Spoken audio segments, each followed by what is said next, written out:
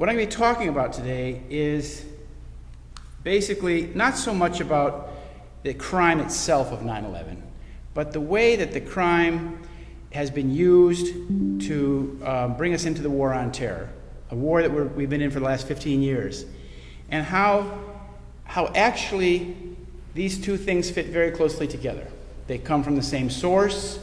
They were done for the terror attacks of 9/11 were done in order to make the war on terror become real. The war on terror was in fact planned and prepared decades before. So 9/11 was carried out to kickstart the war on terror, which is a Zionist war agenda of aggression, terrorism, and conquest.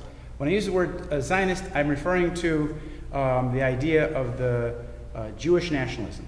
That Zionism is our people, a Zionist is a person who supports the political ideology of Jewish nationalism, which is what the State of Israel is.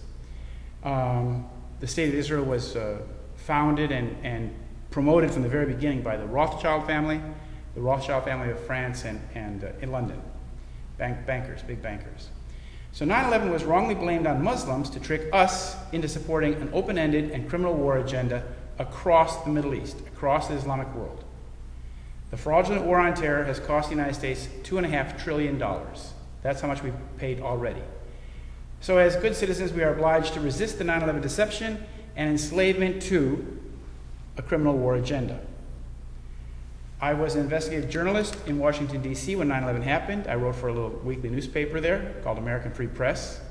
My degree is in history. My specialty is Israel and Palestine from the University of California at Santa Cruz. I'm the author of those two books, and prior to all of that, I was an Eagle Scout, and I grew up outside Chicago in a place called Schaumburg, Illinois. This is the main book, The Deception That Changed the World. Now, understanding what 9/11 was, it was a highly sophisticated false flag terror atrocity which employed something called shock and awe. Shock and awe is when you overwhelm a population with something so spectacular, so tremendous, that they are left in awe. And that was done to create fear and rage in the population, to compel us to then support the suggested war option, the war on terror. So starting the war on terror was the primary reason for the false flag terror attacks of 9/11.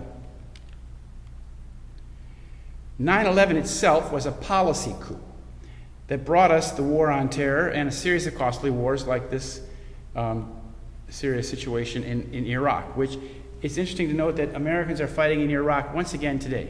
We're still fighting there. Currently, the U.S. troops are trying to liberate the city of Mosul from Islamic State. So we've been deceived about 9/11. But 9/11 was just the beginning. The 9/11 cover-up was necessary, was required to deceive the public into supporting this open-ended war agenda against Islamic nations. We will not have peace if we allow ourselves as a nation, as a population, to remain deceived. Because if you're deceived, a nation that is deceived is a nation that's enslaved. If you follow the deception, if you accept the deception, then you will follow the escape that's provided for you to get out of that deception or to get safety, what you think is safety. So the media has imposed on the public this false story that radical Islamic terrorists are to blame for 9/11. This has been the story that we were given from the New York Times and the media from day one. And the only way to liberate ourselves and our nations from this madness, which we've been in for the last 15 years, is to expose the true source of terrorism. Now, I live most of the time in Europe, and I can tell you that in Sweden and Europe, the situation is very bad with refugees. We have the largest flows of refugees currently on the road in Sweden and Europe since World War II. Sweden does a very good job of housing them, but two summers ago, Sweden was receiving 3,000 Syrian refugees per week. It's a lot. Now, what happened on 9/11 was that the Bush administration declared the attacks to be an act of war. And that's a legal expression, because an act of war means that the the crime was not to be investigated and prosecuted as a crime. Rather, the military would be the agency that would seek justice for the crime. So there was no criminal investigation. This is something most Americans don't understand. There has not been a proper criminal investigation of 9/11. Rather, they said it's an act of war, and that night, September 11th, the Bush administration had a cabinet meeting, and they decided to go to war in Afghanistan, already that night. This is a statement by Larry Johnson, former Deputy Director of Counterterrorism at the State Department, on September 28th. He talked about this was in the Sun Sentinel, South Florida paper. He said they were extremely well organized. He said these guys, the 19 Arabs, were just committed zealots and willing to give it up for the cause without being key members of the network. They were told what to prepare for, what to train for. They were not the ones calling the shots. We don't have anything in history to compare with this. The only thing that comes close to it is a former Soviet intelligence operation. Now, this is a man who he was understanding already the false identities that were being used by these people in South Florida. There were 15 of the 19 Arabs lived here, and they had multiple identities. People were laying trails for them. And so this person, Larry Johnson, understood that this was a very sophisticated operation. Not something that was planned in Afghanistan, certainly not something that was carried out by some Arab students from Germany. Now, our situation is very serious because if the government and media are lying to us about 9/11, it means that they are controlled by the very same people who carried out 9/11. That stands to reason because the only people who are benefiting from the cover-up are the actual culprits. A common source. Both the 9/11 terror conspiracy and the war on terror were conceived and planned in Israel in the late 1970s by Israeli military intelligence. First, a little background on the war on terror. On September 20th, 2001, President Bush declared war on terror, saying that every nation in every region now has a decision to make. Either you are with us or you're with the terrorists. Again, the cost of the war on terror, the war fighting alone since 2001 has cost $1.7 trillion, Homeland Security about $700 billion. So it's $2.5 trillion already borrowed money laid out for the war on terror since 9/11. Now you can imagine how far that kind of money would go on improving American infrastructure or schools, hospitals, necessary things. It's been spent in wars in which the United States has no national interest. We have no national interest in Afghanistan. We have no interest in Syria. We have no interest in Iraq. But we've spent incredible amounts of money waging war there, besides the incredible loss of life. Now, the fact of the matter is that even today, even after the Orlando shooting, an American is less likely to die from terrorism as they are from being hit by lightning. But we're spending this incredible amount of money. We're spending $400 million per year per U.S. victim of terrorism. And compare that to how much we spend on cancer victims or flu victims or heart disease, you can see that it's obscene. It's a waste. It's more than that. It's a fraud. It's a criminal fraud. The money is in this war effort. So these are some protesters, and they say the war on terror is a fraud. Of course, and the fraudulent war on terror is based on the official myth of 9/11, what we've been given by the media and by our government. But where did the war on terror come from? Well, I'm going to explain that the war on terror is an evolution of an Israeli stratagem. A stratagem is a device to trick your enemy. The war on terror is an Israeli stratagem, a ploy pushed by Benjamin Netanyahu since 1979 to trick the United States into waging war against Israel's enemies. One of the key advocates of the war on terror is Bibi Netanyahu, the current Prime Minister of Israel. He's the longest-serving Prime Minister of Israel, actually. From 76 to 78, he worked for a company called Boston Consulting in Boston, which is a Rothschild-owned company. Then in 1979, he came back to Israel and started something called the Jerusalem Institute, or the Netanyahu Institute. And the first event that they had was in July 1979, and it was called the Jerusalem Conference on International Terrorism.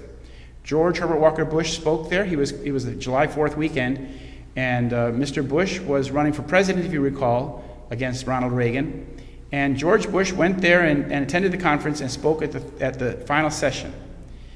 And the purpose of this conference was to shift the propaganda, the public understanding of the threats of the world, and it went from civil rights, the switch was to international terrorism. Previously it had been civil rights.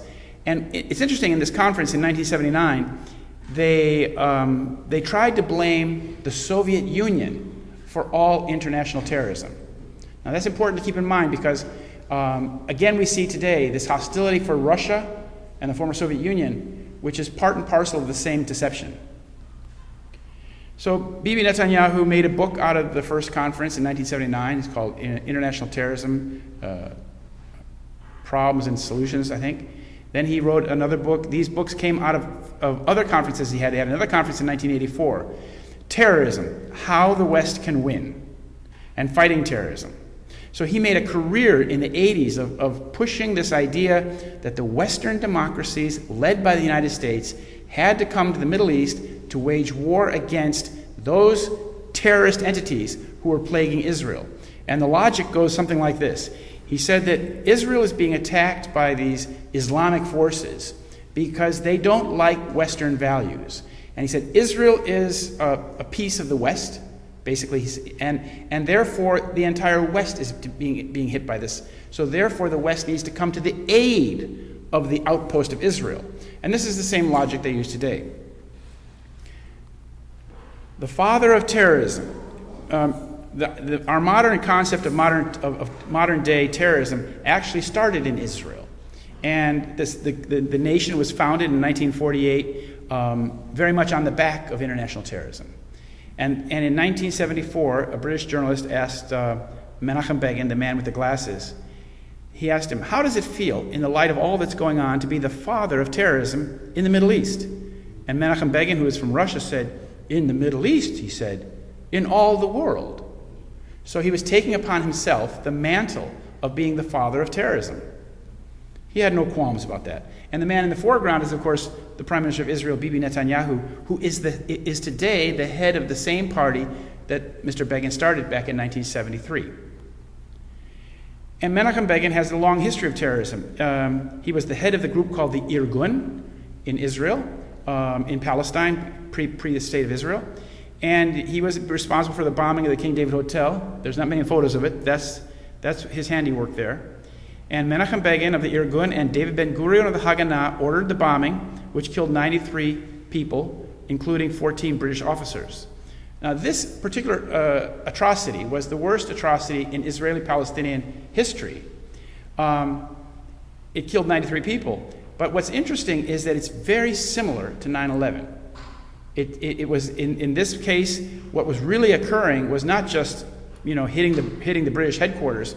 It was also destroying evidence that the British had collected the previous month. And the documents and the evidence they had collected would have basically ended the Zionist enterprise in Palestine because they found that the Jewish agency was involved in terror. So they had to destroy the evidence. And 9/11 was also an act in which lots and lots of evidence was destroyed. So Begin came to Israel from Russia. He arrived in Palestine in 42. He became the leader of the Irgun in 44, and then bombed the King David Hotel in 46. He also committed something called the Deir Yassin massacre, in which an entire Palestinian village was massacred, with the people were blown up inside their houses and things like that. And this was done as a spectacle in order to compel, to persuade the other Palestinians that they better leave rather than face the fate of the people of Deir Yassin. And then he became prime minister. He created the Likud. The Likud he created with his other fellow terrorists, and in 1977 he became prime minister, and then promptly invaded Lebanon. This is the emblem of his group, the Irgun, also known as Etzel. And you can see that they have this notion of a biblical state of Israel taking up a much larger piece of land than what is today Israel. This is called Eretz Israel, or the Greater Israel. And this is the notion that people from the Likud have, that they have a God-given right to the whole biblical notion of Israel as far as it could expand at any point. So it goes into Jordan, it goes into Lebanon, goes into Egypt, goes into Iraq, even goes into Saudi Arabia. And as you can see on this emblem, it says in Hebrew at the top, Rak Kach, meaning only thus, the only solution is the gun. Only with the gun will we accomplish the territory that we desire. And what's interesting, in this group, the Irgun, comes from an ideology that was promoted by a man named Zev Jabotinsky. And Zev Jabotinsky created something called the New Zionist Organization. He died in 1940, Zev Jabotinsky did. He actually wrote in 1922 that there had to be built an iron wall between the Palestinian population and the Jewish population. And that's what was built after 9/11. If you recall, in 2002, 2003, Trump wants to build his wall. Well, Mr. Ariel Sharon built his wall across the Holy Land. So if you go to Bethlehem today or Jerusalem, or if you go to the West Bank, you'll see this big wall. It's 40 times longer than the Berlin Wall and twice as high. Well, what happened when Mr. Jabotinsky died in New York City is Bibi Netanyahu's father took over that organization in New York City. And his name was Ben-Zion Milakovsky Netanyahu. So Bibi Netanyahu, the Prime Minister of Israel, has been raised in this ideology. And this is what they aspire to. This is called What Israel's Future Borders Will Look Like. It's from an Israeli website. And Menachem Begin said, after the partition plan in 1947, when the United Nations tried to partition Palestine, Menachem Begin said, the partition of Palestine is illegal. Jerusalem was and will forever be our capital. And Eretz Israel will be restored to the people of Israel, all of it and forever. Now it's important to understand that this is the doctrine of the Likud party. This is the doctrine of Menachem Begin, and this is the doctrine of Bibi Netanyahu. Hasn't changed anything. So here Begin became the prime minister in 1977. This happened to be the time when I lived in Israel. And this was an earthquake in Israeli politics because the Labor Party had been in power for 30 years prior, from the birth of Israel until this time.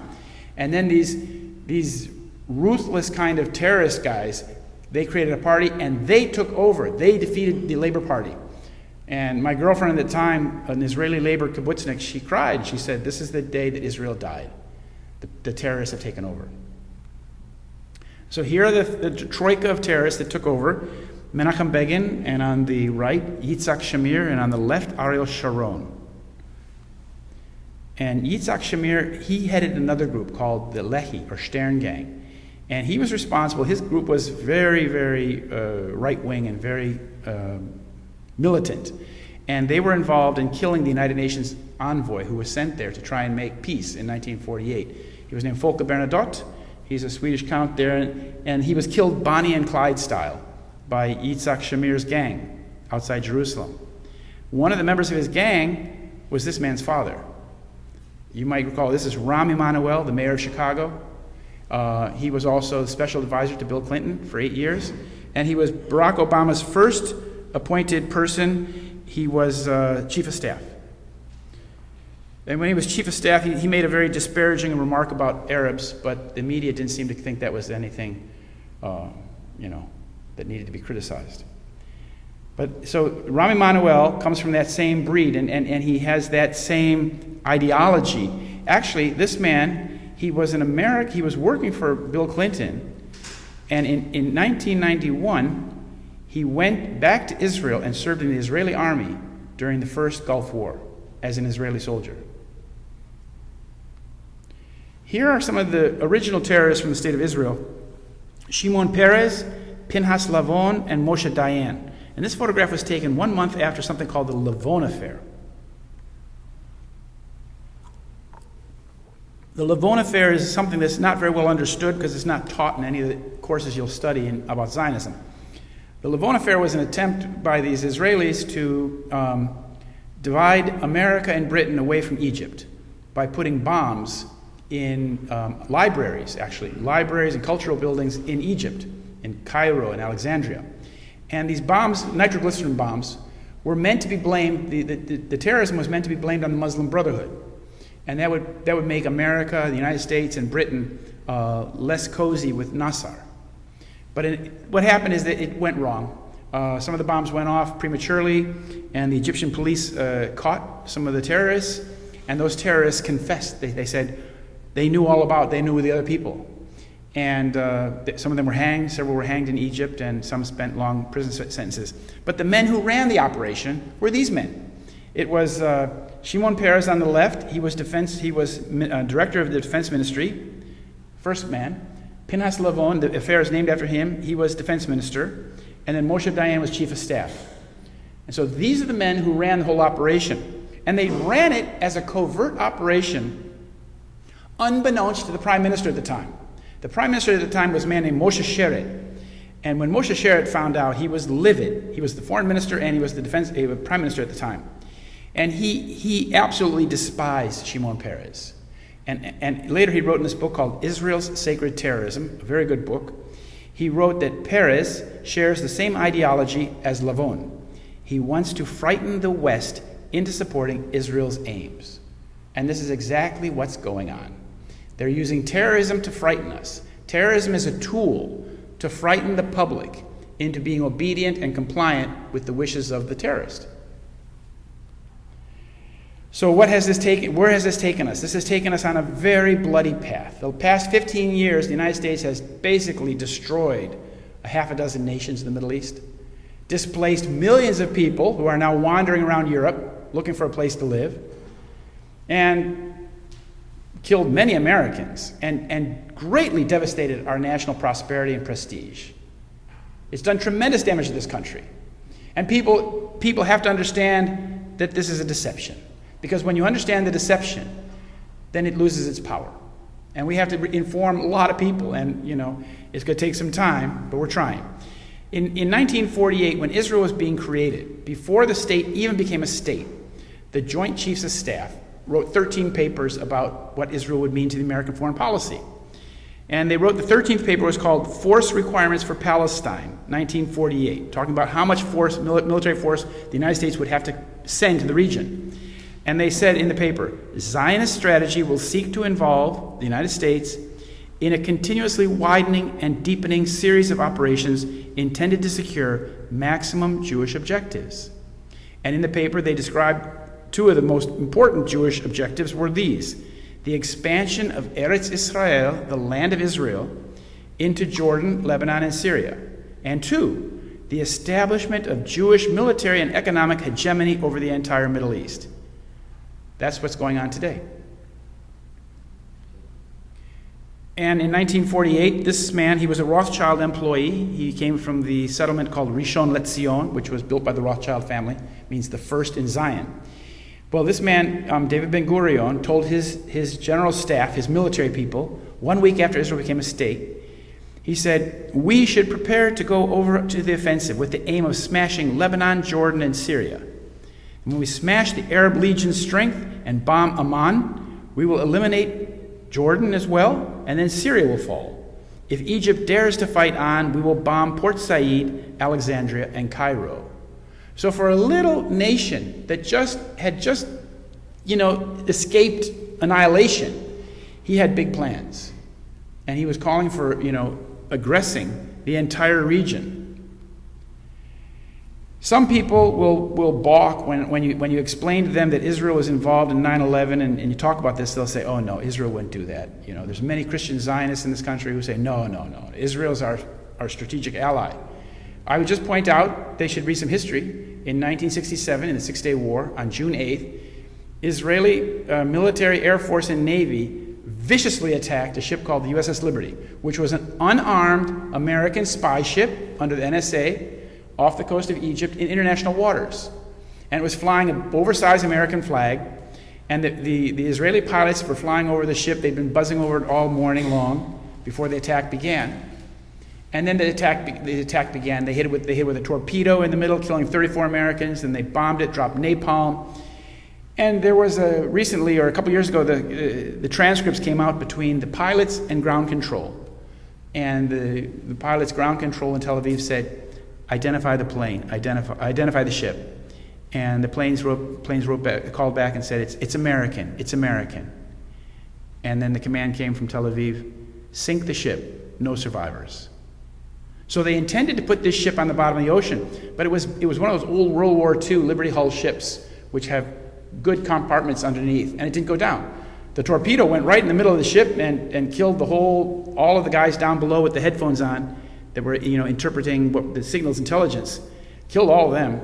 But the ship didn't sink. But when the Americans tried to put life rafts into the water, the Israeli gunboats were machine gunning the life rafts. They had no intention. They intended the ship to go down the bottom, and had it gone to the bottom, it would have been blamed on Egypt. And this would have brought us very close to a nuclear war, but that's another story. This was Lyndon Johnson was in the White House, and he was very, very pro-Israel. And so twice, American planes were launched from aircraft carriers off the coast of Greece to rescue the ship. And twice, McNamara and Johnson called the planes back. He said, I will not embarrass an ally. So 171 Americans were brutally wounded on the ship and 34 killed. And that little piece of history is not generally well known in America because it's not taught. It's simply suppressed. So 7 7 countries in 5 years.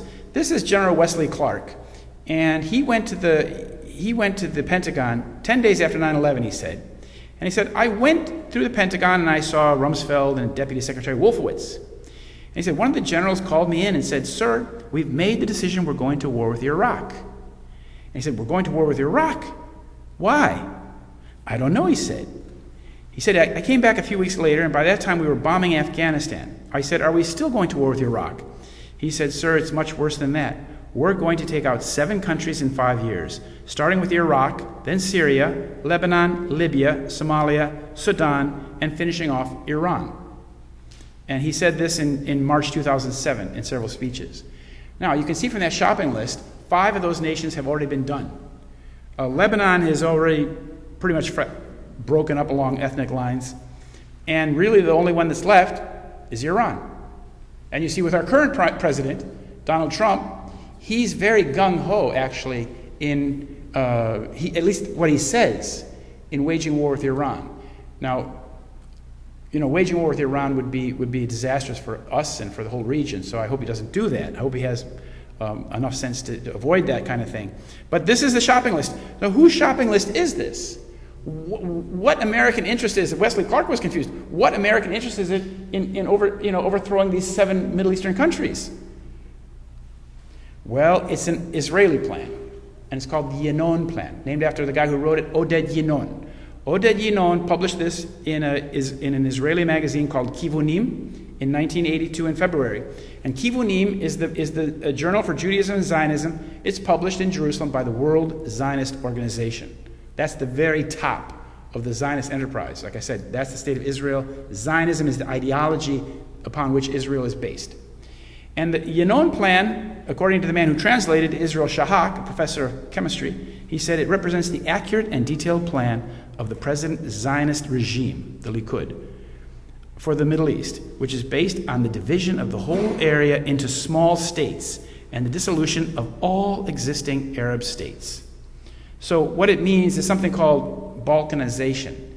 You break up a country, a big country, and you reduce it to ethnic components, like what we've done in Yugoslavia.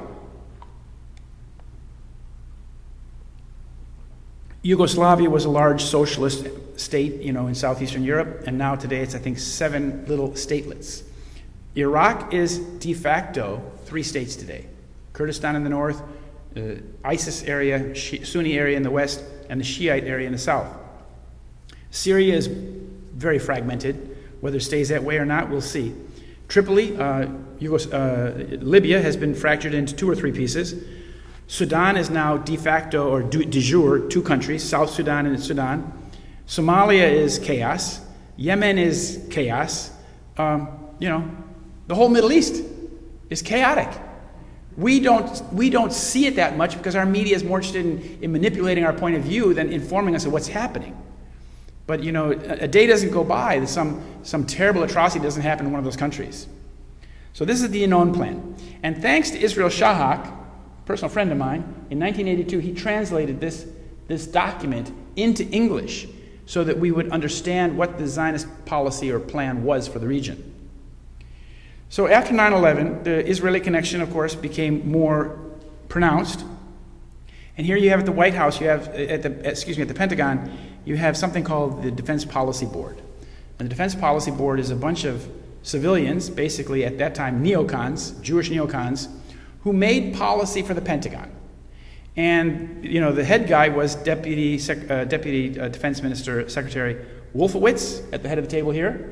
And across the table, smiling with the mustache, that's Rabbi Dov Zakheim. and he was the comptroller at the Pentagon. You might recall he was the man who said the day before, or no, he was the comptroller of the funds. The day before 9/11, Rumsfeld told the public that there's missing $2.3 trillion, unaccountable, in the defense budget. That was on September 10th, 2001. He announced that. And sitting next to the Israeli man there, the Israeli man is the guy with the red beret. He's the Shaul Mofaz, an Iranian Jewish guy. And he was chief of staff. He's Israeli chief of staff. And here he is sharing notes, explaining to his Zionist colleagues at the Defense Department what they should do. And the man with something in his eye, that's Douglas Feith. Douglas Feith, his father was in the Irgun. He's an American, but his dad was in the Irgun. And because his father was an Israeli, he is also then an Israeli as well. And we see that this idea of supporting Israel's agenda, it was made very clear when Hillary Clinton wrote this email that was released about a year ago. Secretary of State Clinton wrote that in this memo, the best way to help Israel is to use force in Syria to overthrow the government. So that's why under Obama was spending $1 billion per year to run this covert operation. We, the Americans, have been funding all of those radical Islamist groups that have been causing chaos over there in Syria. They've been using pure terrorism, killing young men, pushing people off buildings, crucifying people, everything in the book to make it look really, really awful, to make Islam look really, really bad. This email from Hillary Clinton proves that Obama and Hillary were trying to overthrow the Syrian government because it was in Israel's interest, not ours. And you see, this devastation in Syria, we have to take ownership of this. We, as Americans, our government, fostered this. And it's caused a great deal of, half the country has been displaced. 11 million people out of a country of 25 million. And 4 million are living outside the country. A lot of my neighbors are from Syria. So 22 years after it was born in Jerusalem, the Israeli war on terror became operational after 9/11. So the purpose of 9/11 was to start this Israeli war agenda, this Zionist war agenda. And they used their agent here, Osama bin Laden, to impress upon us that he was the bad guy. So I'm going to talk about the Israeli connections to 9/11. And these are some points to show you that the Israeli connection to 9/11 and the Israeli connection to the war on terror, that both of these things come from the same place and for the same reason. First one is ideation, that putting the idea out there of a 9/11 attack is possible. In 1978, Arnon Milchan, a senior Israeli intelligence agent, made his first movie called The Medusa Touch, in which a Boeing 747 goes into the Pan Am building in New York City. This is the cover of the book, and that's Arnon Milchan. So he made this. He's a very senior agent. He's involved in nuclear smuggling from the United States to Israel. And here he is talking to Ezra Weizman in the same year he made the movie in England. Milchan with Ezra Weizman, Defense Minister, 1978. So where did he get this idea of a 9/11 type attack? Where did this idea come from? Well, it was probably being planned already at that time, and I'll show you it was. So this is how they've set up the props to, the plane flying into the Pan Am building. Milchan is a very high Israeli agent. He's a top agent in a group called Lacham. Lacham, L-A-K-A-M, is actually the very secret organization that was set up to smuggle nuclear components to Israel from the United States. And he's worth something like $5 billion. He made JFK, he made Brazil, he made Pretty Woman. I think he made quite a few films. The movie Brazil is quite interesting. He made that one in 1986. It's a futuristic film in which terrorism happens all the time. And the nation that the people live in is fighting a war on terror in some far-flung region. And in 2000, his business partner, Rupert Murdoch from Fox News, they made another film in which the World Trade Center was attacked by a plane. And in this case, it was a passenger aircraft that was remotely hijacked and flown into the World Trade Center. And Rupert Murdoch and Arnon Milchan are business partners. They have a television company together. So the idea probably came from Mr. Milchan. This was aired on Fox TV in March 2001. It was viewed by 13 million U.S. viewers. 6 months before 9/11. Now, the father of Israeli intelligence, the man who was the founding chief of the Mossad for the first 15 years, this is this man, Isser Harel. And Isser Harel predicted in 1979 that Arabs would attack the tallest buildings in New York, 22 years before it happened. He predicted it to this tall man here. His name is Michael Evans. He's a Zionist preacher from Texas. And you can see Mr. Evans is quite close to the Likud. He's good friends with Menachem Begin, the prime minister at the time. This is the prediction. In 1979, Mr. Evans was having dinner at Harel's house, so you see he's very highly connected. Not everybody has dinner at the Mossad chief's house. And he said, "Do you think terrorism will come to America? And if so, where and why?" And Isser Harel said, "I fear it will come to you in America. America has the power but not the will to fight terrorism. The terrorists have the will but not the power to fight America. But all that could change with time. Arab oil money buys more than tents." As to the where, Harel continued, "New York City is the symbol of freedom and capitalism. It's likely they will strike the Empire State Building, your tallest building, and a symbol of your power." So you can see that the prediction was there, the ideas were there, and then they put that plan into action. Then two of Isser Harel's top lieutenants from the Mossad, these older guys, they went to New York to get the security contract for the World Trade Center. And they got it in 1987. The president of the company was called Atwell Security of Tel Aviv. The head of the company was this Avraham Shalom, who was the former head of the Shin Bet. Now, Mr. Shalom had a little problem. In 1984, there had been a bus hijacking in Israel. Palestinians hijacked a bus on the coast. The Israeli forces went in there and got the people released, the passengers, and they caught two of the hijackers. And the agents in the field said, "Okay, we got these two Palestinian guys. What do we do with them?" He said, "Smash their heads with rocks." And that's what they did. And because of that command was an illegal command, it was not proper, Mr. Shalom Ben-Dor, Avraham Shalom, was removed as head of Shin Bet. He lost his position, and he was looking for a new job. So he went to New York under Mossad and got a job in charge of security at the World Trade Center. Now, Atwell Security of Tel Aviv was the company that was set up to get the contract for the World Trade Center. What's key to understand here is that this name, Shaul Eisenberg, he's the millionaire, billionaire guy, the big Mossad agent out in Asia. And he spends most of his time in Japan and China and whatnot. And he created this company for the sole purpose of getting the security contract for the World Trade Center. So these are the two characters who were involved in negotiations. Shalom Ben-Dor is on the bottom. But when the Port Authority discovered that Avraham Shalom was using a fake name, and that he had this background as a murderer in Israel, convicted of murder, they tore up the security contract. They reneged on it. And that ended the contract. But had the contract gone through, 9/11 probably would have happened in the late 80s or maybe early 90s. And we would have been at a great disadvantage because we didn't have the internet. We had no way of really sharing information. But they were thwarted.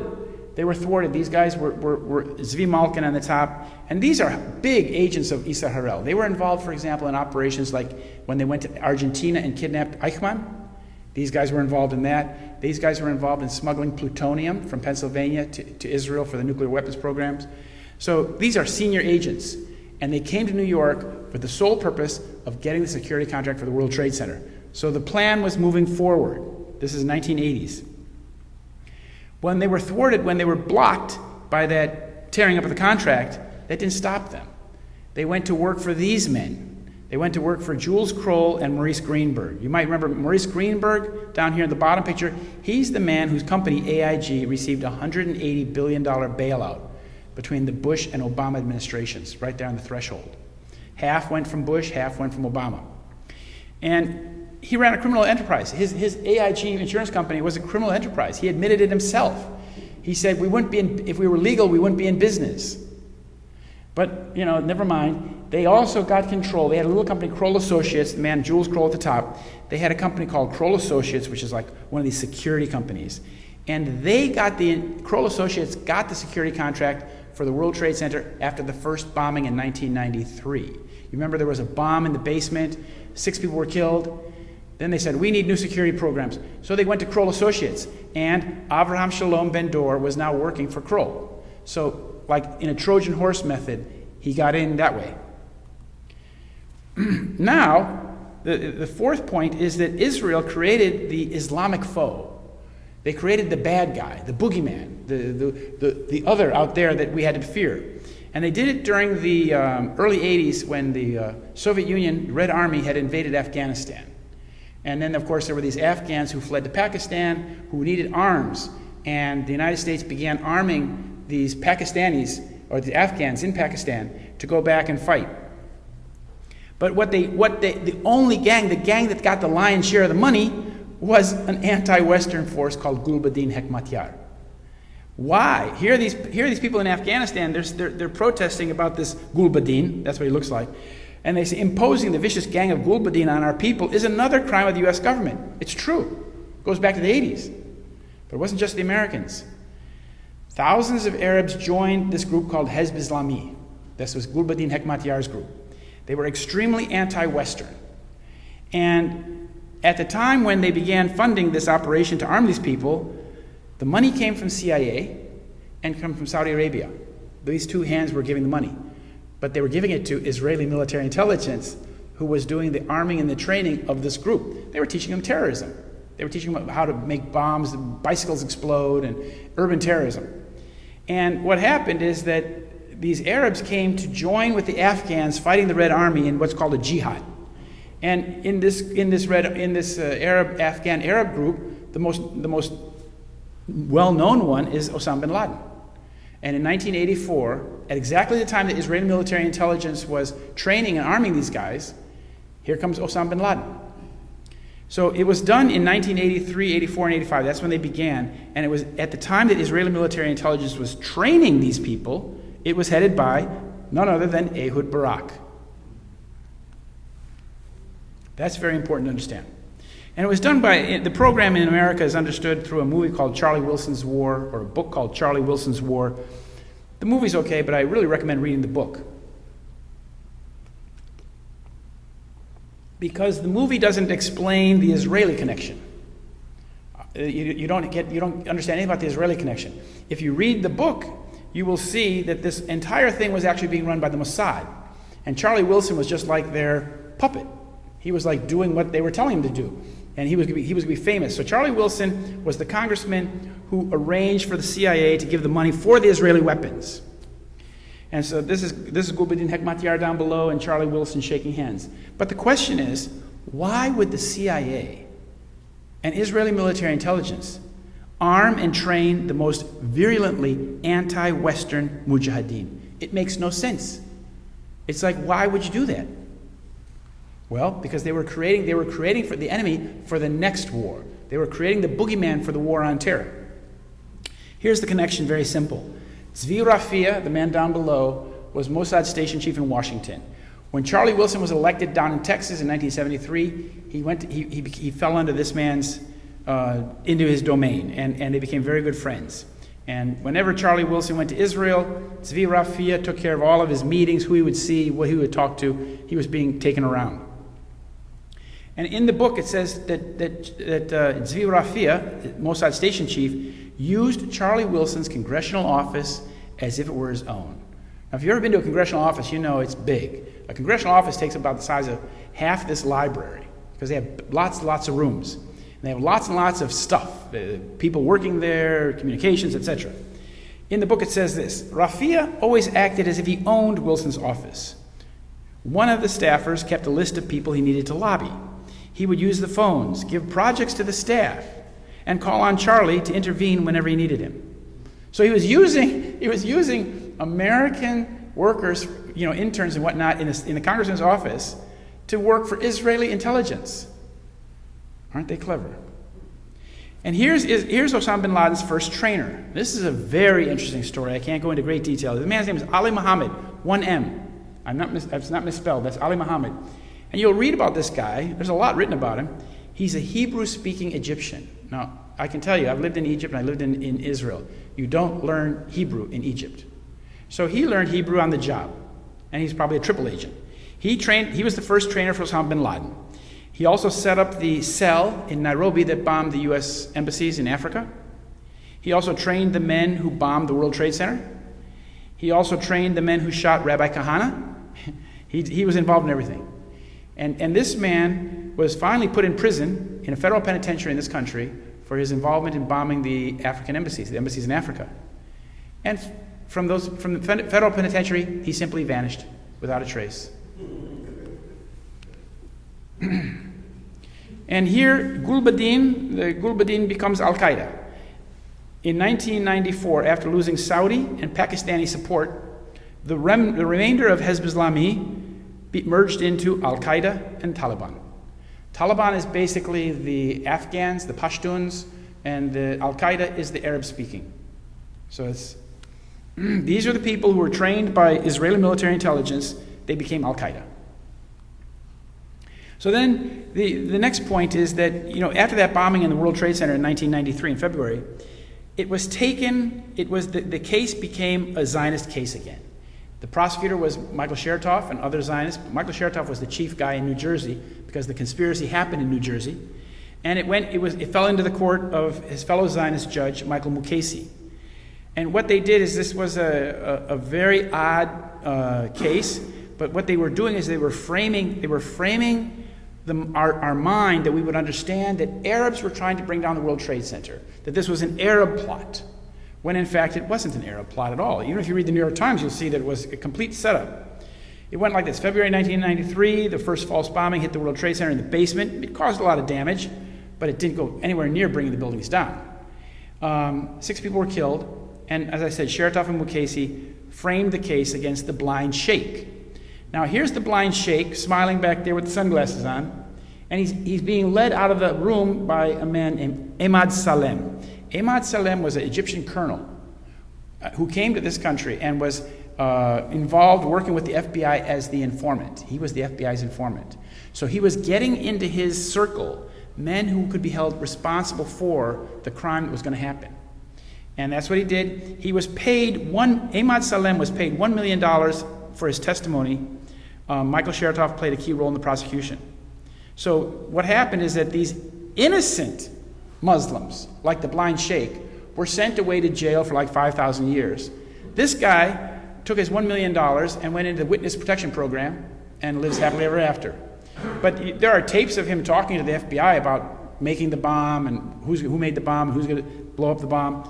And you can tell from his voice that he feels very dismayed at the way the whole thing turned out in the end. Of course he did. Then the Zionist plans for revamping the American military required something called the New Pearl Harbor. This is before 9/11 still. There was a series of articles and ideas, think tanks that called for a new Pearl Harbor. One of the most important ones is this one. This was in the Foreign Affairs magazine, which is a CFR publication. It was written as the report of what's called a study group. Philip Zelikow had a catastrophic terrorism study group. And in his study group was Ashton Carter, that name might be familiar, Secretary of Defense under Obama, and John Deutsch, former head of the CIA. And they had this catastrophic terrorism study group for a year or so, and then they produced this report. And as you can see from the beginning of the article, they were imagining the transforming event. They were imagining that event that would change this country, that act of catastrophic terrorism. This is in 1998, December. They were imagining this tremendous catastrophe that would change America forever. And this paper was basically laying out when that happens, what we would have to do. This is like think tank material. Here are the two of the men that wrote it, along with Philip Zelikow. They are at the top left, Ashton Carter, and the man with the blue sweater in the middle, that's John Deutsch. They worked for a company at the time called Global Technology Partners, which is an exclusive affiliate of Rothschild North America. Now, you'll hear throughout this presentation many times Rothschild, because what you find is that in almost every case, the entity that's doing the dirty work is owned by the Rothschilds. The Rothschilds are 2 or 3 steps back, but they're always part of the picture, but they're like behind the scenes. And of course, the Rothschild North America owns this company because they make acquisitions and investments in technology, defense, and aerospace-related companies. Because that $2.5 trillion has to be spent somewhere. Somebody has to take it home at the end of the day. And they want to be the one to take it home. So again, this is another group called the Project for a New American Century. And 1 year before 9/11, they came out with a paper called Rebuilding America's Defenses. Again, it's a policy paper, how America should be on in the paper it said that the United States should invade Iraq and build permanent bases in Iraq, whether Saddam Hussein is there or not. And then they call this transformation, even if it brings revolutionary change, America being the police of the whole world, is likely to be a long one, absent some catastrophic and catalyzing event like a new Pearl Harbor. 1 year before. If you recall the debates in the year 2000, in the presidential election of 2000, George Bush was asked several times what was his opinion on regime change. Because the people who knew, the politicians, the journalists knew that this was in the cards, and they wanted to see what he would say about it. Now, the next point is that Israeli Mossad controlled security at U.S. airports on 9/11. So that's a foreign country's intelligence controlled passenger screening and security operations at Boston's Logan, at Newark Airport, at Dulles on 9/11. The company is called ICTS, and these are the three principal executives, Ed Zuckerman, Yair Shamir, and Boaz Harel. Israelis. Mossad and Zuckerman is the Rothschild guy. Next point is Israelis create false histories for alleged hijackers. So 15 of the 19 hijackers, alleged hijackers, lived in Florida, down south in Hollywood and Delray. Duplicate licenses had been issued for at least 6 of them. The strange thing is one guy would go get his license on a Wednesday. The next day, on Thursday, somebody using his name would call up to DMV or whatever you call it here, motor vehicles, and say, I moved to a new apartment last night, and I need a new license with my new address. Can you send one to me? And they did. And they did like half a dozen like that. And it happened the very next day. This was reported in the Florida press. It was very interesting. So somebody was creating false documents or duplicate documents for these fellas in order to create false histories. Now that's a little bit complicated, but it's very well explained in this book, which was written by John Le Carre. Again, it's a film and a book, but I recommend the book first because the movie's a little complicated, because this stuff is a little complicated, to be quite honest. But in this book, The Little Drummer Girl, it's written with the help of Israeli intelligence agents from the head of the Shin Bet military intelligence. They helped John Le Carre write the book in 1982. And what they do is they lay a false trail for a Palestinian guy from Turkey all the way to Germany. Then they blow up a synagogue, but they don't really blow it up. They put charges in the windows and things like that. They make it look like a bomb. And then they blow up the car with the Palestinian guy in it. He's dead already. So that the takeaway is that Palestinian terrorists are blowing up synagogues in Germany. But none of it happened. It's all fake. It's Israeli controlled. So the book is very interesting. And in the book, the Mossad guy says to the actress Diane Keaton, who is the actress, she's working with the Mossad in this operation. And he says, terror is theater. Theater is a con trick. Do you know what that means? Con trick? You've been deceived. It's all the name of the game, deception. Terrorism is all about deception.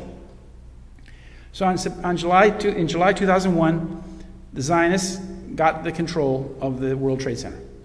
Basically 5 weeks before 9/11 happened, they got control. How it happened like this, it's very interesting. Ronald Lauder, the son of Estee Lauder, the cosmetic magnate, he was made the director of Governor Pataki's privatization scheme. And this is for the state of New York. And he decided what properties would be privatized. And he decided, we'll privatize the World Trade Center. You have to understand, the World Trade Center was basically public property. It belonged to the states of New York and New Jersey, the Port Authority. And so they shifted these two monstrous buildings, these two huge buildings, to private ownership for a penny, for really a penny. And they went to this Larry Silverstein. This is how it happened. Ronald Lauder ran the scheme, and Lauder is very closely connected to the Mossad. He actually has a school called the Lauder School of Government, Diplomacy and Strategy at Mossad University in Herzliya, IDC, Interdisciplinary Center. And at his school, the Lauder School, the head of the Institute for Policy and Strategy is none other than Danny Rothschild, this Israeli high general, Aluf Major General Danny Rothschild. He's also from Rishon LeZion. So I guess those Rothschilds, when they made their settlement down there, their first settlement, they left some children behind. And so that's the connection there. Now, this man then turned over the negotiations to this man here at the top, Lou Eisenberg. Lou Eisenberg was the Director General, Executive of the Port Authority of New York and New Jersey, the owners of the building. And then there was some convoluted negotiations going on with a company called Vornado Realty and Larry Silverstein. They made the negotiations very tough for Vornado, so Vornado got up and walked out. And then they went to Larry Silverstein. Now there's a connection here as well. Larry Silverstein and Lou Eisenberg are both board members of something called the UJA, United Jewish Appeal of New York, the Federation. This is the funding organization to raise funds for the state of Israel in New York and the nation. It's the largest funding organization. Larry Silverstein was the national chairman, and Mr. Eisenberg was on the planning board. So there again, you see there's this connection, there's this backroom connection that you don't know about. Or some people might say it's not polite to talk about it, but it's there, it's real. Now here's another backroom connection. Bibi Netanyahu and Larry Silverstein are very good friends.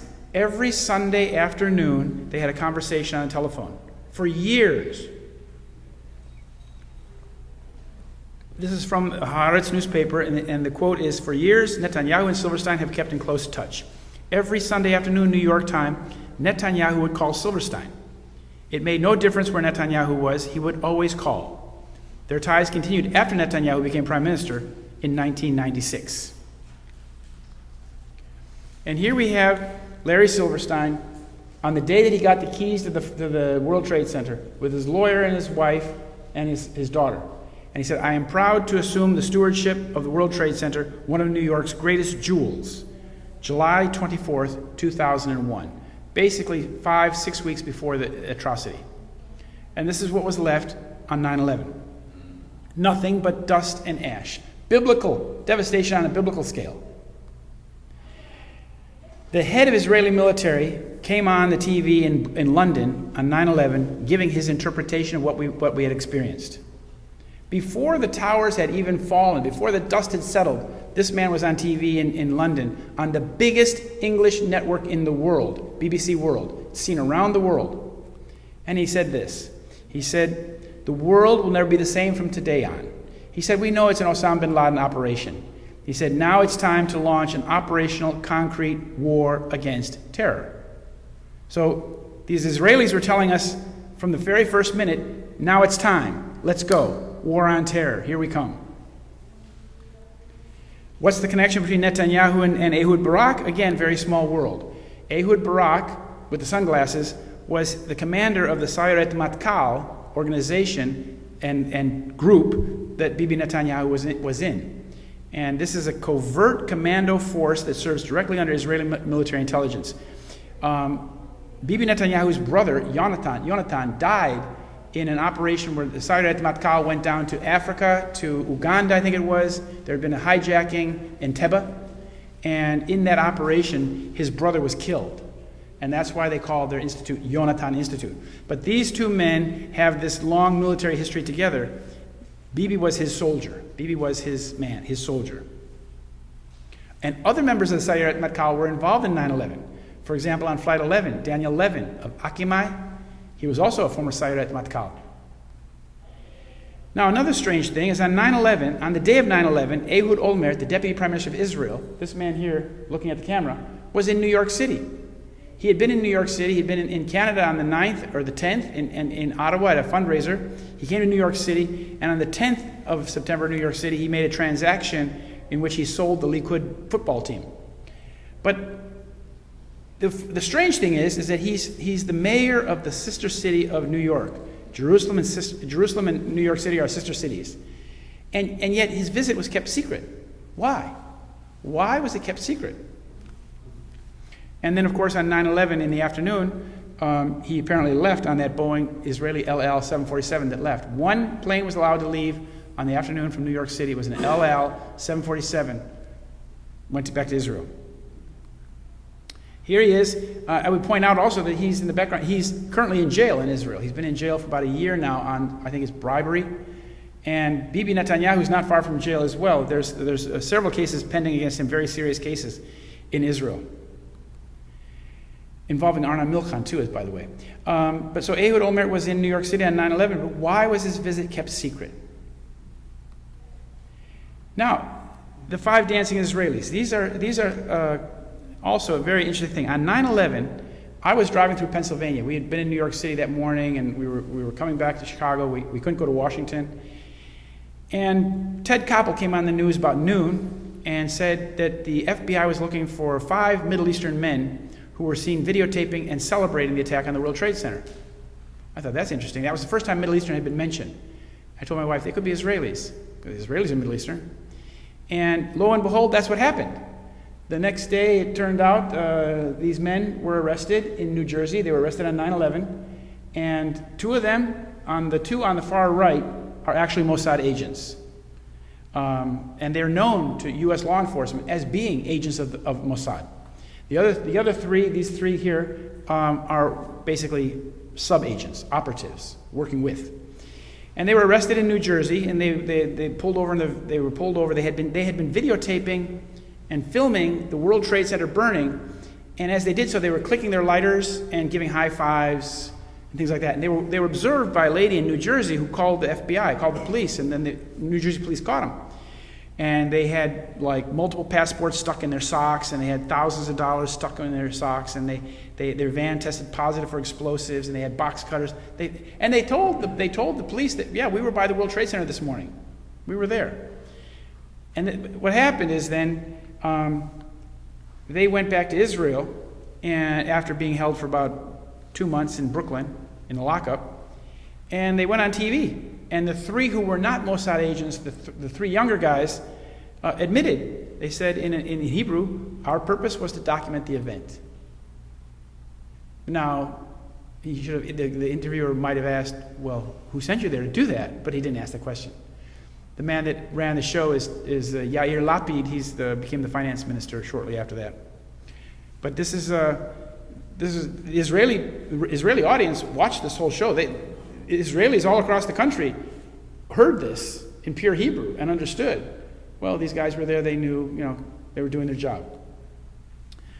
Now, another point is that thousands of Israelis were reported to have been at the World Trade Center that day. This is a Jerusalem Post article, and it says that the Foreign Ministry in Jerusalem has so far received the names of 4,000 Israelis believed to have been in the area of the World Trade Center and the Pentagon at the time of the attack.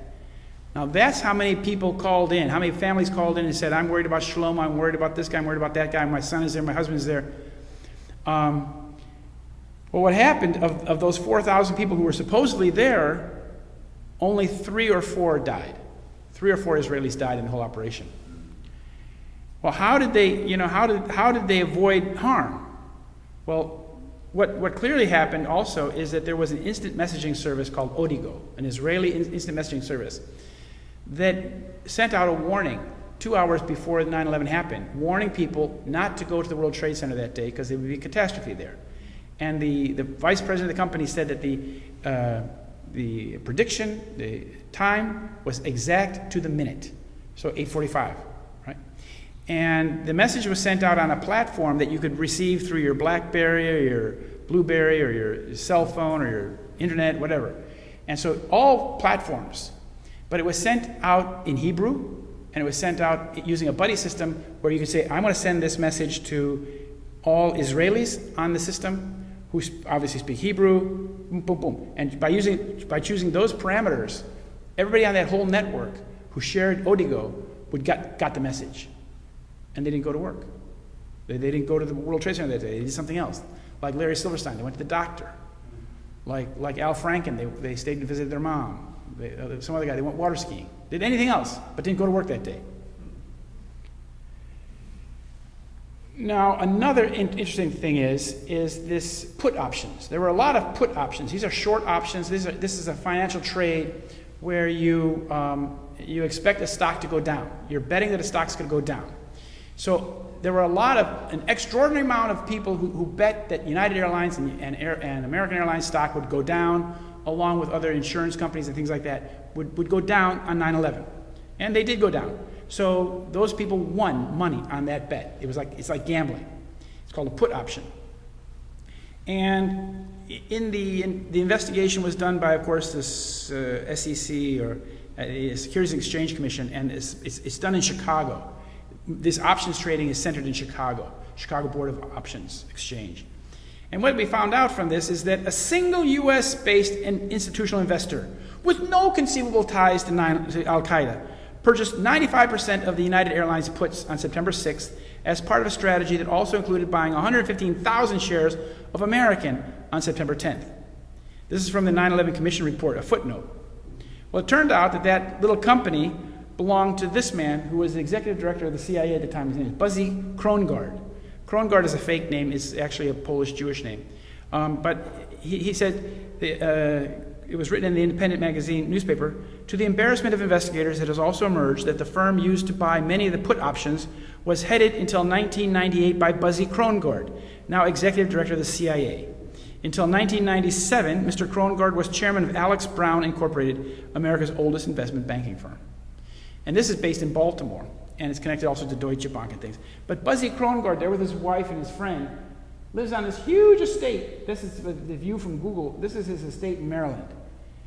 And I called him up. I did call him up, and I sent him my books for free. I should have charged him, but I sent him the books because you can actually get through to some of these people, and you can embarrass them a little bit. You can let them know that we know something about you.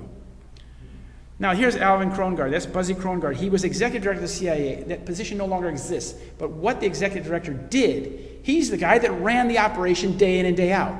Daily operations were run by Buzzy Krongard. The other guys like Tenet, they're just window dressing.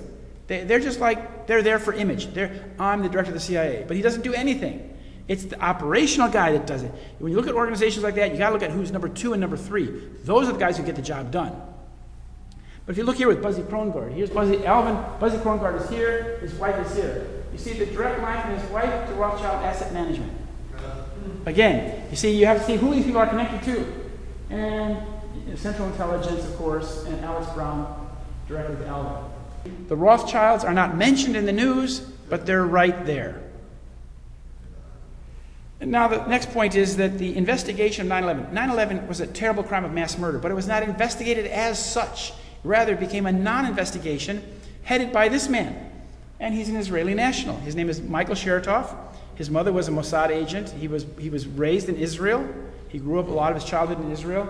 And he was the assistant attorney general in charge of the criminal division of the Department of Justice on 9/11. So it fell into his lap. He was the person in charge of prosecuting the crime, if there were to be any prosecution, but there was no prosecution. Rather, John Ashcroft put Chertoff in charge of the 9/11 Commission, and for day-to-day decisions, Chertoff has the last word. Now, if you remember anything about John Ashcroft, he's gone deep into hiding now. Ashcroft is a Christian Zionist from Missouri who actually lost an election to a dead man. And now he has a company called Ashcroft Consulting, and his number one client, Israel Aircraft Industries. So they keep him on the gravy train to keep him silent, so he doesn't cause any problem.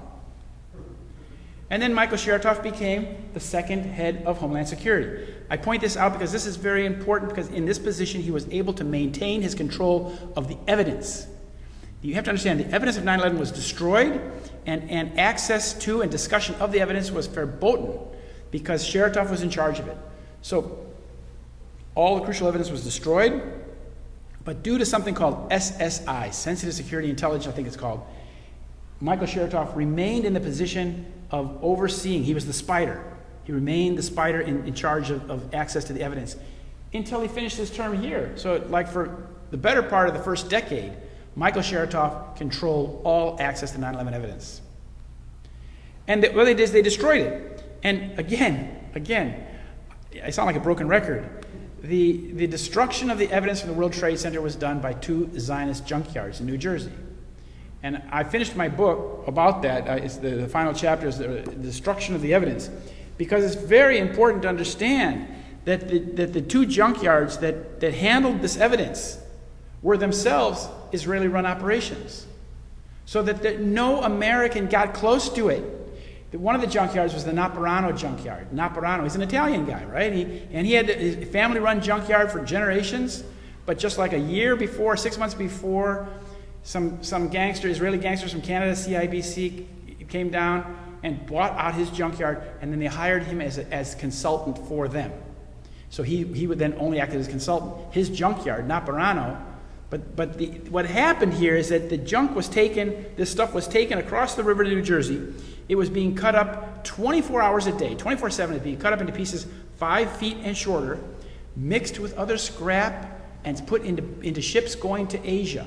And they had just dredged the Claremont Channel to facilitate that these larger ships would be able to take this stuff to Asia. They could go right up to the junkyard, and they dredged the channel. The junkyard had paid $25 million to have that channel dredged. This was all set up before. And the guys that oversaw the whole network of trading the steel to China, they came to the United States from Mark Rich. They were Mark Rich's team. 2 Belgian Jews came over, and they set up the organization to get the steel to China. And the steel was being sent to China at a time when scrap steel was at the lowest value point in 50 years. And you're spending $25 a ton to ship it to Asia? It makes no sense, unless the only reason you're doing it is to destroy the evidence. It makes no business sense. So they had tons and tons of the steel that had to be destroyed, because the steel, you see, would show what destroyed it. No steel frame building has ever fallen due to fire. So other agents were used, thermite, super thermite, and other things. And the steel has a memory of that. You can look at the steel and you can see what vaporized here, it melted there. You can see explosions leave indelible traces on steel. You had to destroy it. That's what they were doing. And then Zionists presided over the 9/11 lawsuits. There was a lawsuit, tort litigation, with 96 families who refused to take the money. They didn't take the compensation money. They held out for a trial, 96 families, and one by one, they were settled out of court. And this is the judge who said, money's a great lubricant. You should take the money and go. And here's the judge. Alvin Hellerstein was the federal judge who handled the 9/11 tort litigation. His son Joseph had a conflict of interest that his son was a lawyer in Israel that represented the key defendant, ICTS, that company I showed you before, the Kuckerman Rothschild company that ran security operations at the airports that day. That was the key defendant. The families wanted to know who's responsible for the loss of their loved one. And that airline security company, the passenger security company that let those guys on the plane, if they were even on the plane, was obviously the key defendant. But the judge, he said at the end of the trial, you're just a parent company. I don't see why you're here. You can go home. So he excused that company, the Israeli company, flat out. The Mossad company got excused by the Zionist judge. Here's the connection, basically, is that you saw the ICTS company was headed by a guy named Kuckerman. His son, Joseph Hellerstein, was an Israeli lawyer with the firm that represents Kuckerman, which is the parent company of ICTS. And again, Kuckerman was also the CEO of the Rothschild Group in Israel and chairman of the Israel General Bank. So that's the situation, but I couldn't get the New York media to report this. I presented this in several articles. I talked about it a great deal when I discovered it. Finally, one of the lawyers took it to the U.S. Supreme Court and asked that it be entered into the document as a record. But he was scolded by the court and sanctioned for anti-Semitism. And here are the people that dealt with settling the cases. As I said, there were 3,000 wrongful death cases, basically. The top man is Kenneth Feinberg. He's always special master. He was special master in this case of the 9/11 Compensation Fund. And he dealt with every family and gave them, with his wife, some money. Whether $1 million, $2 million, $5 million, it was up to him. And he and his wife did this together. And his wife is executive of the United Israel Appeal and the Jewish Federation of Washington, and she sits on the board of governors of the Jewish Agency. So you can see these are, again, highest level Zionist players dishing out the U.S. compensation to these poor people. And Sheila Birnbaum, the lady down here, is then the lady who dealt with the remaining 96 families, those people who held out for a trial. Because once you take the money, you're out of the litigation. The 96 families wanted to stay with it and find out who did it. And one by one, she waged what I call a judicial war of attrition. One settling family after family after family. 96 families, it would fill this room up. And one by one, they were settled. So that here we are, 15 years later, there has never been a trial for 9/11. There never will be a trial for 9/11. There's been no legal discovery in the court. That's what they wanted. Because when you carry out a false flag terror operation like this, there are three things you have to control. You have to control the investigation and access to the evidence. That was Michael Chertoff. You have to control the interpretation, how the event is explained to the people. And thirdly, you have to control the litigation so that no legal discovery comes out that will contradict the official story. And this Michael Mukasey, he was part of that. He was the judge who oversaw the 1993 bombing case, which was basically, as I said, meant to impress upon the American people that Arabs and Muslims are trying to break down the World Trade Center. That was the takeaway. They even made movies about it. So that at the end of the movie, you know, one of the bad Arabs is in the back of the vehicle, handcuffed and everything, and he says, they drive past the World Trade Center, and he says, next time we'll bring them both down. So that people watch this and say, ooh, that nasty Arab's going to bring down the World Trade Center. So then when it does actually happen in reality, you say, oh yeah, sure, dude, yeah, did you see the movie? Yeah, yes, Arabs did it, sure, who else? Oh, this judge also oversaw the Larry Silverstein's battle with the insurance companies, in which Larry Silverstein got double indemnity, got paid twice, because he had very cleverly written the insurance contract with the insurance company against acts of terrorism. And so he received double payment, two separate acts of terrorism. So from $100 million that Larry Silverstein put down of borrowed money from GMAC, which went bankrupt, of course, in 2008, he got $5.2 billion from borrowed money. So he put down a tuppence. He put down just a couple cents and received all this money. So now he's built this monstrosity in the middle of Manhattan, you know, this huge World Trade Center Tower 1. Now, one of the last points is that Bibi Netanyahu, the Prime Minister of Israel, has admitted on several occasions that 9/11 is good for Israel, that the attacks of 9/11 were good for Israel. On 9/11 itself, on the very day of the attack, the New York Times asked him, how will this affect Israeli-American relations? And he said, it's very good. He said, well, it's not very good, but it'll generate immediate sympathy. But at the time of 9/11, it was thought that 30,000 people were dead in the rubble. 30,000. Who would say it's good? Who would use the word good to describe that except somebody who saw some ulterior motive, some benefit?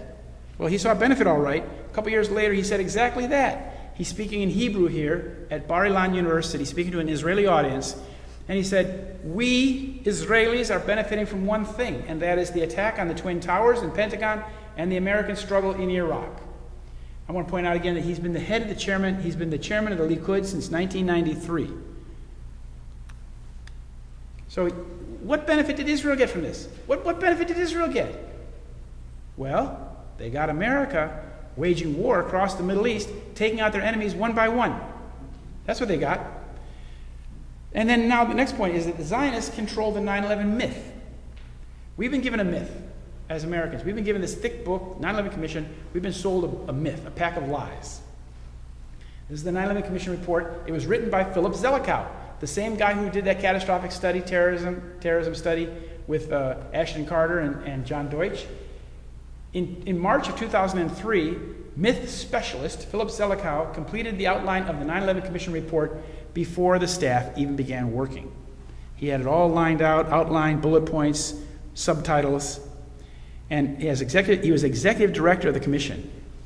And you know, he was chosen after Henry Kissinger was turned down. Henry Kissinger was going to be the guy, but then when Henry Kissinger didn't want to, release his list of clients, they gave it to this guy. So this is a very important position because as executive director, he framed the agenda, led the research staff, and decided what evidence the commission would see. That's very important. It's like how it works in a courtroom, right? What evidence they allow you to see. Well, here, this is the senior counsel for the 9/11 Commission. His name is John Farmer, and he said what government and military officials told Congress, the Commission, the media, and the public about who knew what when was almost entirely and inexplicably untrue. And the commissioners themselves said, to this day, we don't know why NORAD told us what they told us. It was just so far from the truth. So the 9/11 Commission report is, from its own writers. You see, 6 out of the 10 9/11 Commission members have gone on record since to admit that there was a U.S. government cover-up. But it wasn't the U.S. government that was doing the covering up, it was Philip Zelikow. Now, the last point is that Israelis then built the memorial, the 9/11 memorial at Ground Zero. They call it Ground Zero. This is where the footprint of the towers are. They built these pools of flowing water into the pools, and memorial, names carved into the granite around the building. This was designed by an Israeli who's a friend of the Netanyahu family. This man here, the young man here. The World Trade Center Memorial was designed by an Israeli, Michael Arad, son of Moshe Arad, the former Israeli ambassador to the United States. So, of course, this selection process was probably through the mayor of New York and a board, but they chose this Israeli guy to build a memorial. So that's very important. So even the legacy of 9/11 is designed by the people who are involved in the perpetration of the crime. So when young American kids go, school buses go to this place every day, and they go and they walk through the memorial. They get fed the official story, official myth, exactly as it's meant to be fed to them. One point is that the Jewish woman who runs the memorial in New York was previously the head of the Holocaust Museum. So they're very good at presenting a gut-wrenching, compelling story to young people to get them emotionally attached to this narrative. Mayor Bloomberg and Israeli leader Netanyahu discussed the Israeli names at the 9/11 memorial, all four of them, on September 22nd, 2011. And the New York Times, however, has completely avoided any discussion of the evidence that disproves the official myth. And there's a lot of it. I can't get into it in this short presentation, but like the molten metal that fell from the buildings, the drops of molten iron that are found in the dust, the incredible hot spots that raged below the rubble for 3 months. None of that was discussed by the New York Times, because the New York Times took this position. This is an lead editorial from 3 years after 9/11. And they wrote, "In the 3 years since 9/11, we've begun to understand that it's possible to know what happened without knowing what happened." And they leave it at that. You don't need to know what happened. And they say that some of what we need to know publicly has been provided by the report of the 9/11 Commission. Other answers are lacking, like what happened to Building 7. Why did that building fall down at 5:20 in the afternoon? None of this is discussed in the media, because the media, you see, is the one that interprets our politics for us. And now you see the media is all gung-ho about attacking the new president. At that time, they were just gung-ho about telling us that Islamic terrorists are a threat to our nation. They destroyed the World Trade Center, and we have to go to war against... when George Bush and Dick Cheney were asked about establishing a blue ribbon investigation, they told the congressman from South Dakota, "No, we can't have an investigation. That would take away from our war effort in Afghanistan." What, a big country like this can't investigate the crime and wage a war in a small country in Asia at the same time? So for 15 years, the controlled media has pushed a false narrative. That's a story, that's a fairy tale, a myth about 9/11 and the war on terror, all the while suppressing the evidence that disproves the official myth. So the American people are like in those kids in Socrates' cave. You're only seeing a shadow play on the wall. You're not getting the truth. You're not getting any of the truth about 9/11. It takes a lot of research and time and effort but the information is there. The actual evidence of the lies, proving the lies, is all there in the government documents. But the media doesn't tell you about it. That's the catch. And how does that work? Again, the Rothschilds.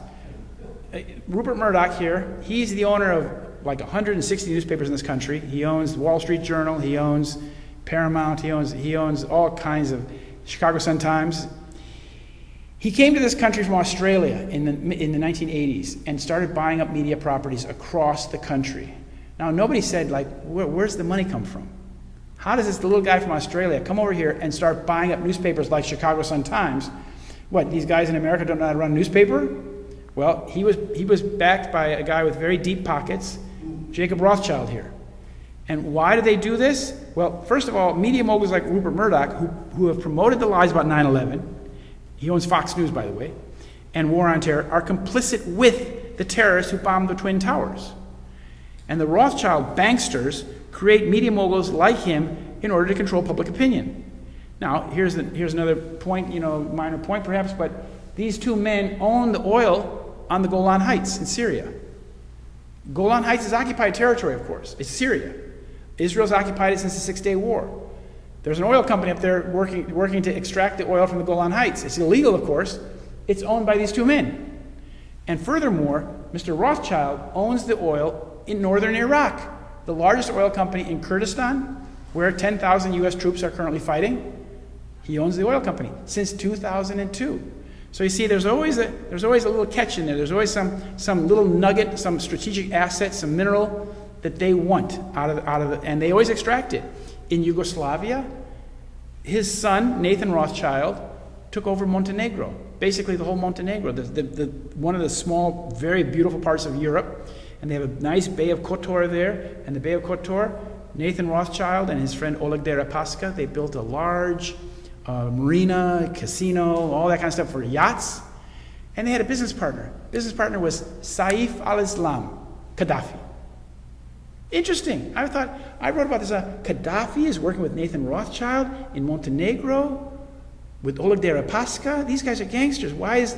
And then you know what happened to Saif al-Islam. He's wanted man now. His family, all of the gold of Gaddafi's gone, disappeared. The $285 billion in their Swiss deposits have disappeared. Where did it all go?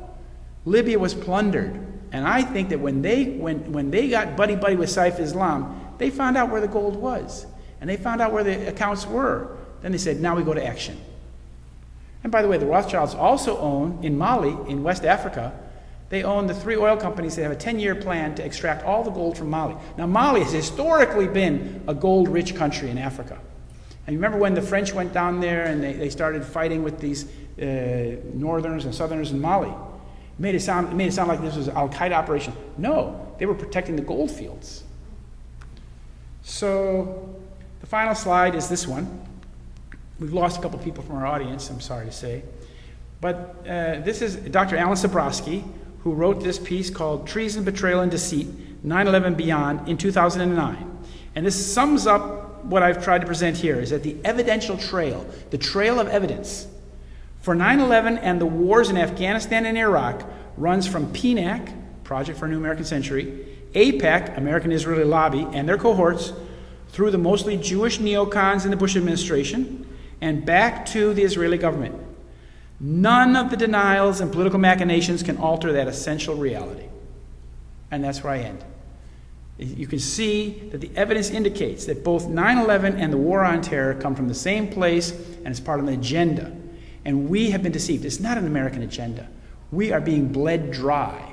We've been snookered into this. We've been deceived. And a nation that is so deceived cannot survive. If we don't awaken from this deception, and if we don't put an end to this horrendous crime and expose who really did 9/11, it'll be bad for all of us. So thank you very much. If anybody has any questions they'd like to ask. Thank you. Yeah.